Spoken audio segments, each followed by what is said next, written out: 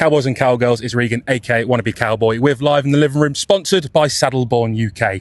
Today, I have a very, very talented woman with me, Sykamore. How are you? I'm good. How are you? Yeah, well, we're on this lovely day here in Lutterworth at the Long Road Festival Day 1. How was your flight over to the UK? It was great. It was, I think, faster in a way than I thought, because when you just commit to a flight being long, it actually goes faster. I find if you fight it and you're looking at the clock all the time, that's when the flight feels long. And so I was just like, I'm not going to look at the clock. And we actually flew overnight, which ended up being kind of nice because I just watched a movie and had dinner and went to bed, and then I woke up and we were landed. So I was going to say that's always perfect. It's always a nice, always like to last, you know, from artists coming overseas, how the journey was in, because the UK is a bit of a wild place, but you know, it's a real pleasure to have you here at the Long Road. And it's a pleasure to be here. I was going to say, I'm fans, I can imagine, are absolutely anticipating you performing today. But I really want to know, so, you know, you're a self-producer, you self-write your songs. Where does that creative mindset come from of your music?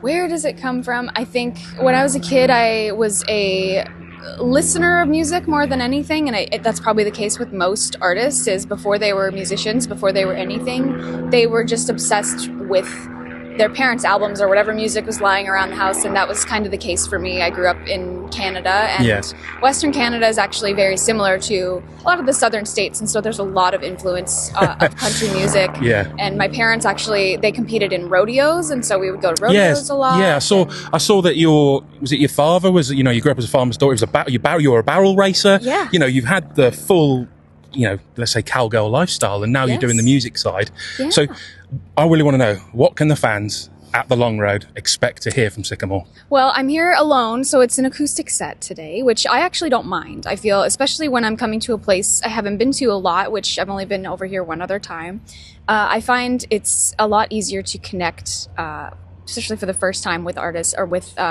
and their listeners, when it's acoustic, because you get to hear a lot more of the stories behind the song, and so that, you know, what it lacks maybe in production value, you sort of make up for in the intimacy of it. Yes, of course. And so I'm gonna play I just had a new song come out last week, and so that is probably gonna be on the set list, and just a couple of oldies that some people maybe have heard if they've heard any of my stuff, and and maybe a cover or two in there. So it's gonna be a good time. You can't go wrong with a cover. Everyone loves a bit of the favorite, but you know, your music, I've listened to it, and it's very much, you can tell you've put your heart and soul into it. There's a lot of personal feelings and a lot of, like you say, storytelling. And I feel with acoustic compared to band, people, as you say, they can relate more and they listen to the words more because it's not being, you know, overdone. But I can imagine you performing with a band, it's a completely different show. It's a different show, and it's more fun, maybe like more high energy, and so it's just a different bag. I feel like I wouldn't say one is better than the other, but they're both fun to do. And I sort of cut my teeth doing acoustic stuff back when I really couldn't afford a band when I was first starting.